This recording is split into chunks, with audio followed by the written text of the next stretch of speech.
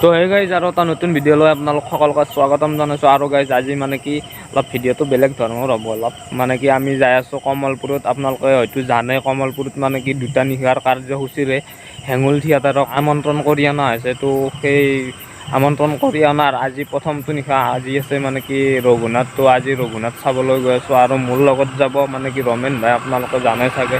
তো ৰমেন ভাইৰ লগত মই যাই আছোঁ আৰু ৰমেন ভাই অলপমান আগত আছে। তো তাক লগ ধৰি লওঁ, তাৰপিছত যাই আছোঁ। আৰু গাইজ আৰু এটা কথা মানে কৈ লওঁ, মানে কি যিহেতু মানে কি হেঙুল থিয়েটাৰত প্ৰসেনজিৎ দা আৰু নিৰ্মালী বা আছে। তো নিৰ্মালী বা আৰু প্ৰসেনজিৎ দাকো যদি পাৰোঁ লগ ধৰি অলপ কথা কোৱাৰ কাৰণে চেষ্টা কৰিম। তো ভিডিঅ'টো চাই থাকিব। তো গাড়ী আহি পাই গ'লোঁ, গাড়ীখন থৈ লওঁ, মানে কি আমাৰ গাড়ীখন থৈ লওঁ আৰু তালৈ যাম। মানুহ হৈছে গাড়ী, ধুনীয়া মানুহ হৈছে। তো সেইফালে আছে আপোনালোকে দেখা পাব। আৰু শ্ব' কেইটাৰ পৰা আছে জনাইছোঁ, মোটামুটি প্ৰায় 8টা চাৰে 8টামান বজাৰ পৰা আছে চাগে। তো তালৈ গ'লে গম পাম। টিকেটো কাটি লওঁ গাড়ী। তো গাড়ী তালৈ যাম, গাড়ী আৰু মোৰ লগত আছে ৰমেন ভাই।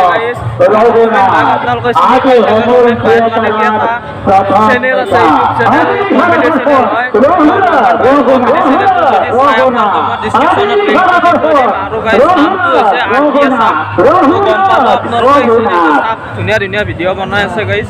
আৰু মানুহ চাওক এইফালে। তো গাইজ মানুহ আহি আছে নতুনকৈ। তো এইফালে চাওক। আৰু গাইজ টিকেট কাটি গ'লোঁ। আৰু এইফালে চাওক গাইজ, শ্ৰদ্ধাঞ্জলি জনাইছে, আপোনালোকে দেখাই পাইছে।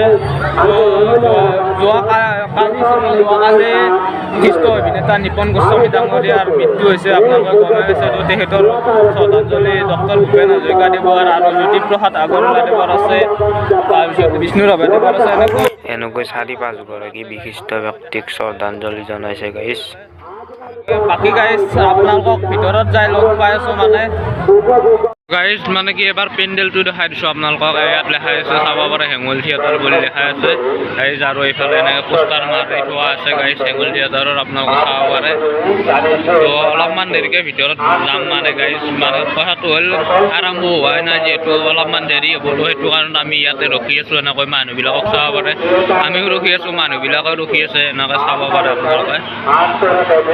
তো গাইজ মানে কি থিয়েটাৰ চোৱাৰ আগতে মানে কি বন্ধু এটা লগ পালোঁ। তাৰ চেনেল এটা আছে, য়োগৰাজ এণ্টাৰটেইনমেণ্ট বুলি। তো আপোনালোকে ছাবস্ক্ৰাইব কৰি দিব। আৰু চেনেলটো ছাবস্ক্ৰাইব কৰিব, লাইক শ্বেয়াৰ ছাবস্ক্ৰাইব কৰিব। ধুনীয়া ধুনীয়া ভিডিঅ' বনাইছে আৰু চেনেলটো ছাবস্ক্ৰাইব কৰিব। আৰু একেলগে থিয়েটাৰ চাম। থিয়েটাৰৰ মানে গোটেইখিনিতো দেখাব নোৱাৰোঁ, আপোনালোকক অলপ চলপ দেখাম। আপোনালোকে যিখিনি ভাল লাগে দেখাম আৰু আপোনালোকক দেখাবলৈ চেষ্টা কৰিম। তাৰপিছত দাদাহঁতকো লগ কৰাৰ কাৰণে চেষ্টা কৰিম। তো ভিডিঅ'টো চাই দিব আপোনালোকে। তো গাইজ থিয়েটাৰ অলৰেডি আৰম্ভ হৈছে, আমি সোমাই যাওঁ এতিয়া। টিকেট দেখা লওঁ।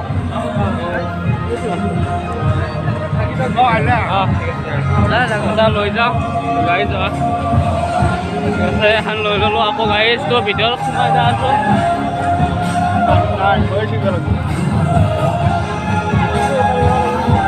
চিৰি দিলে গাইজ, চিৰিয়া নাছিল মানে। তো এইটো কাউণ্টাৰ চাব পাৰে। আৰু গাইজ ভিতৰত যাই আছোঁ এইবাৰ থিয়েটাৰ চাবলৈ।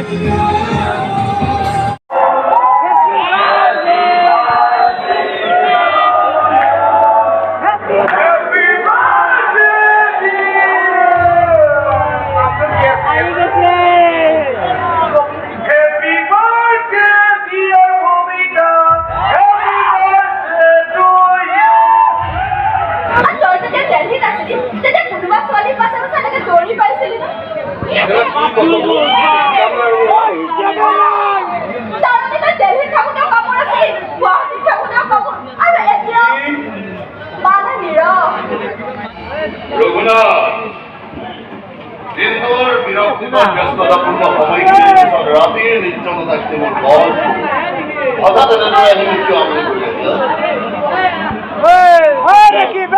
হলুদে মোড়ে আবার মরম্য ব্যস্ত রাইছিল। এদিন কারবার ভুলার ভাবে শিউরি ছিল, বহুত কমি ছিল, বহুত কমি ছিল। ঘরের মানুষ খুব বুঝাই বুঝাই ভালো করেছিল, কিন্তু ওর নাটক বন্ধ হওয়া না। কারণ সে কি করবে জানা, সরাইপুর কি করে এই দুখন হাতের সরাইপুর আসানি আসানি মোহারি মোহারি মারি তো গাইজ শেষ হ'ব আৰু মানে অলপ বিৰতি লৈছে আৰু গাইজ শেষ হোৱাৰ লগে লগে প্ৰসেনজিৎ দা আৰু বাৰ ওচৰলৈ যাই আছোঁ। তো চাই থাকক ভিডিঅ'টো গাইজ। তো গাইজ মোৰ লগত আছে বা কিবা কিবি অলপমান সোধো মানে কি বা দাদাৰ লগত কেনেকুৱা লাগিল মানে কি অভিনয় কৰি কেনেকুৱা লাগিল? অভিনয় কৰি ভাল লাগিল।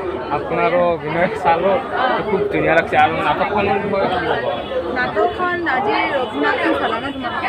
ৰঘুনাথ এখন পৰিয়ালকেন্দ্ৰিক নাটক আৰু সচৰাচৰ যিবোৰ ঘটনা ঘটি আছে বিশেষকৈ লকডাউনৰ পিছত মানুহবোৰ কিছুমান অভাৱত পৰি কিছুমান ধৰক মানুহৰ যিটো হৈছে তো সেই সামাজিক মানে এখন সামাজিক নাটক তো সেইটোৰ ওপৰতে দেখুওৱা হৈছে। মানে কি হেঙুল থিয়েটাৰত মানে কেইদিনৰ ভিতৰত এটা ঘটিবলগীয়া ঘটনা হৈছে তো সেইটো মই খুবেই দুখিত মই। তো তথাপি সেই বিষয়ত ঘটনাখিনিৰ বিষয়ত কিবা অলপমান আপুনি কৈ দিলে। ঘটনাটো মই কৈছে মোৰ ইউটিউব চেনেলতে মই ৰিণ্টু পাটৰ তেখেতৰ নাম আমাৰ এডভান্স পেণ্ডেলৰ ল'ৰা। তাৰমানে এতিয়া যিটো পেণ্ডেল চলিছে তাৰ নেক্সট পেণ্ডেল বনাবলৈ তেওঁলোক যাব লাগে। গতিকে যেতিয়া তেওঁলোকে বস্তুবোৰ ট্ৰাকত উঠাই আছিলে পেণ্ডেলৰ বস্তুবোৰ হওক বা চকী দেখি যিমানেই আৰু বস্তুবোৰ তেওঁলোকে উঠাই আকৌ যাব লাগে। গতিকে তেওঁলোকৰ যথেষ্ট কষ্টও হয়। গতিকে তেওঁ যেতিয়া ট্ৰাকৰ পৰা তাৰমানে দেখি নাপালে লোহাত সোমাই গ'ল। তেওঁ যেতিয়া নামিছিলে লোহাত তেওঁৰ বডিত সোমাই গ'ল। যথেষ্ট ব্লিডিং হ'ল। তেওঁ গুৱাহাটী ৰেফাৰ কৰিছে যদি GMC গৈ নাপালে আপোনালোকে GMC গৈ নাপালে তেওঁ গাইজ আপোনালোকে গম পালে বহুত দুখ লগা এটা ঘটনা ঘটি গ'ল। এতিয়া আমাৰ থিয়েটাৰ কৰ্তৃপক্ষই সহায়ো কৰিছে তেওঁলোকক আৰ্থিকভাৱে হ'লেও। আৰু আজি এতিয়া লটাৰী খেল এটা হ'ব আমাৰ অনুষ্ঠিত হ'ব। সেই লটাৰী খেলৰ পৰা যিমানখিনি উঠে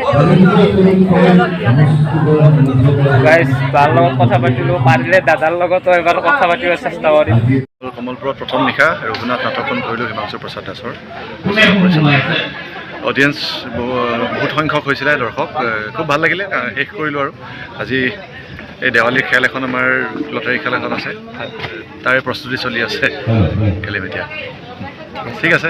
তো গাইজ দাদা বা হাতৰ লগত মানে কি কথা পাতি ওলাই আহিলোঁ। সঁচাকৈ গাইজ মোৰ বহুত ভয় লাগিছিল কাষত যাওঁতে, মানে কেনেকৈ কথা কৈছোঁ মই নিজে নাজানো। আৰু গাইজ কথাটো হ'ল নাটকখন একদম ভাল হৈছে, কি ক'ম আৰু গাইজ। ৰঘুনাথখন আপোনালোকে যদি চোৱা নাই এতিয়ালৈকে আপোনালোকে চাব, মানে কি কাহিনীটো খুব ধুনীয়া হৈছে। আৰু গাইজ এতিয়া আমি যাবলৈ ওলাইছোঁ, ইয়াতে কিবা কিবি খাই লওঁ অলপ, তো তাৰপিছত ঘৰলৈ যাই আছোঁ।